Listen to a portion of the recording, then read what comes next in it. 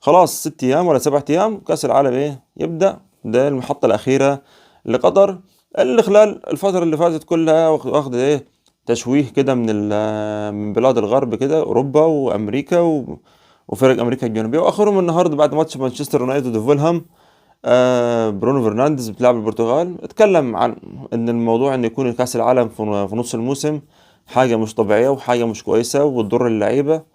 زائد انه اتكلم عن يعني حاجات ما تخصش اللعيبة، يعني اللعيبة المفروض ما تتكلمش في حاجة زي كده يعني. قال احنا عارفين اللي كان بيدور حوالين كاس العالم وازاي اتنظم وازاي آه، أهلت الدنيا يعني كان بيتكلم عن موضوع ايه حقوق الإنسان والعمالة والكلام ده. ما علينا، يلا نخش كده على أول مجموعة في كأس العالم كده. You enough to fuck you. We just met and I just fucked you. But I do know one thing, no. Bitches, they come, they go. Saturday through Sunday, Monday. المجموعة الأولى بتضم هولندا، السنغال، قطر صاحبة الأرض، والإكوادور. هولندا زي ما كلنا عارفين هولندا صعدت في مجموعتها. أول مجموعة كان معاها النرويج وتركيا وهي صعدت أول. مدربهم طبعا فانجال اللي كان معاهم في 2014. طبعا زي ما عارفين إن هولندا في 2018 ما كانتش بتشارك. هولندا كان دايما يصادفها سوء حظ إن هي 3 نهائيات كأس عالم ما تكسبش، ولو كانت ماشية كويس في أي بطولة كأس عالم مش بتكمل الآخر. آخرهم كأس العالم من 2014 اللي كانت مشاركة فيها وأخدت مركز ثالث. كانت ماشية كويس وزي الفل كده في ماتش مع الأرجنتين في قبل النهائي إيه ضربات الجزاء بقى طلعتهم بره، خلاهم إيه لعبوا مركز ثالث مع البرازيل صاحبة الأرض وكسبت إيه المركز الثالث. وده المركز الثالث تقريبا خدته قبل كده في 98 لما اتهزمت من كرواتيا في كأس عالم 98 وخدت مركز إيه رابع.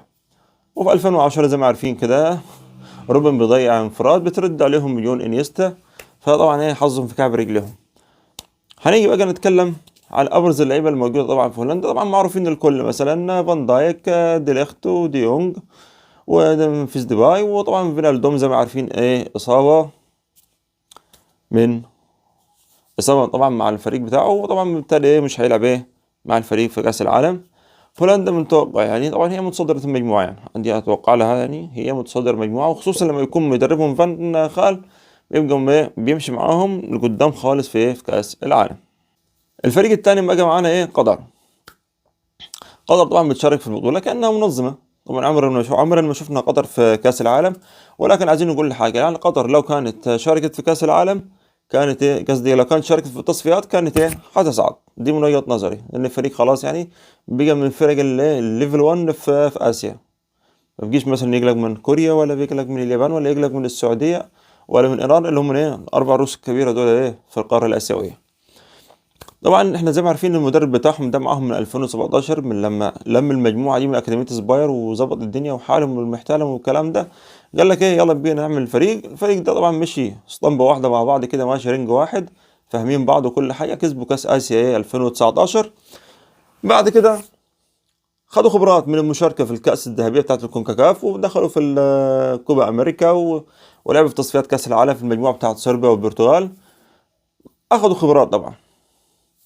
فالفريق متوقع له يعني ممكن يخدم معاه اللي هي التوليفة حافظة بعض اللي فيها مثلا حارس المرمى السابق مثلا الشيب وأكرم عفيف والهيدوس ومعز علي ومحمد منتاري وعبد الكريم حسن. التوليفة يعني خلاص يعني احنا لينا كام سنة بنلعب مع بعض 5 سنين بنلعب مع بعض مفيش أي تغيير مفيش أي حد دخيل علينا ولا الكلام ده. وبضياف وأبو علام وخوخي وكل حاجة حلوة بياشا بيها ايه الفرقة. وادي معاهم الجمهور السنة المرة دي وطبعا بجمهور قطر بجمهور الهند والناس البنجلاديش والكلام ده كله طبعا اللي بيعرس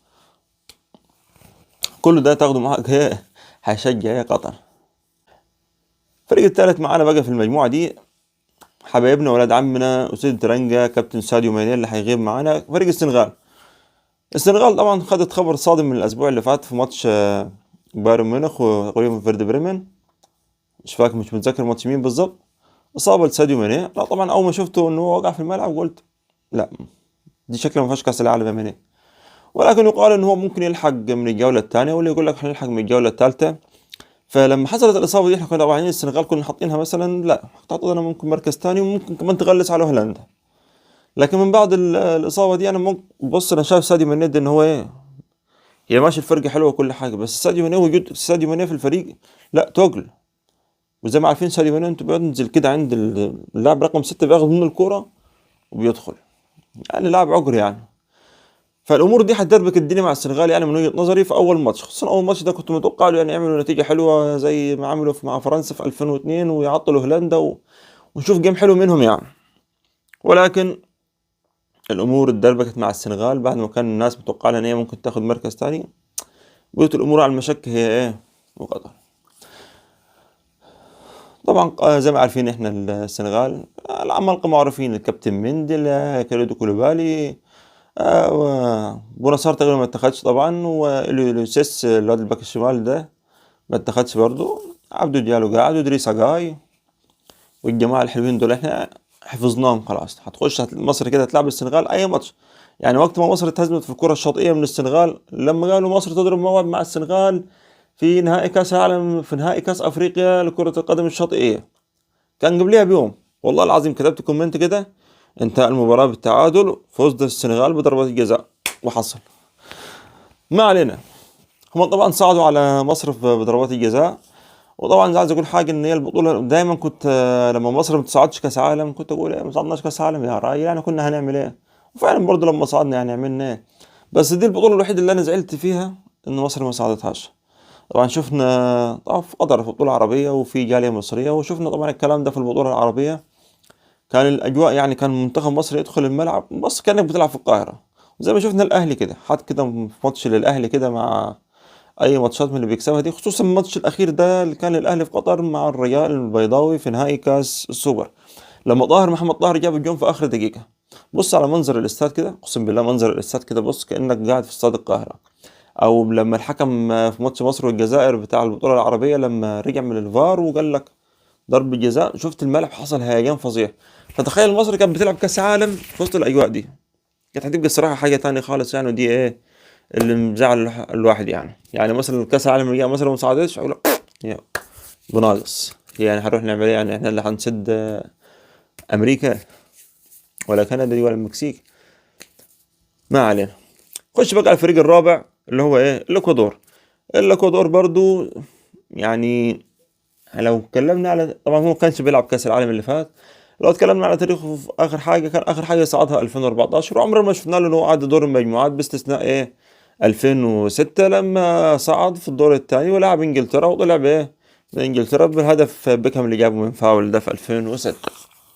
طبعا الفريق ما فيهاش اي عناصر مميزه، ما فيش غير مثلا فالنسيا اللي هو دلوقتي كان بيلعب في مانشستر وويجان قبل كده، وحاليا بيلعب ايه في فنار بخشة، وفيها شويه لعيبه شباب هم كانوا عاملين جيم حلو كده في ايه في تصفيات ايه كاس امريكا الجنوبيه. بس تصفيات كاس امريكا الجنوبيه دي بعتبرها ايه زي دوره الشعب، دوره التحرير، دوره إيه الملاعب الخماسي، مش بقتنع بيها. يعني بحس يعني هم كلهم 10 فرق بيلعبوا بعض، ماتش البرازيل والارجنتين ما تحسبهمش، والباقي كله يخبط في بعضيه وبيصعد. فعشان كده انا ولا بعترف بكوبا امريكا ولا بعترف بتصفيات كاس ايه كاس تصفيات امريكا الجنوبيه دي. لو اتكلمنا عن توقعات للمجموعه دي، هتحط طبعا هولندا دي مع نفسها كده اول.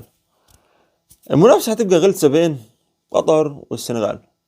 يعني قطر اول ماتشين ليها، اول ماتش ليها مع الاكوادور وافتتاح وهيصه والحلوه وقصص والكلام ده، هيخطف واحتمال كبير هيخطف الثلاث نقط. هيجي الماتش اللي بعده هيلعبوا ايه السنغال.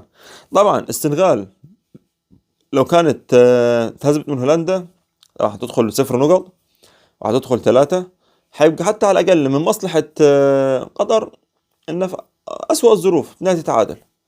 نتيجة زي كده يعتبر أنا من وجهة نظري هتنهي آمال السنغال، هتنهي آمال السنغال.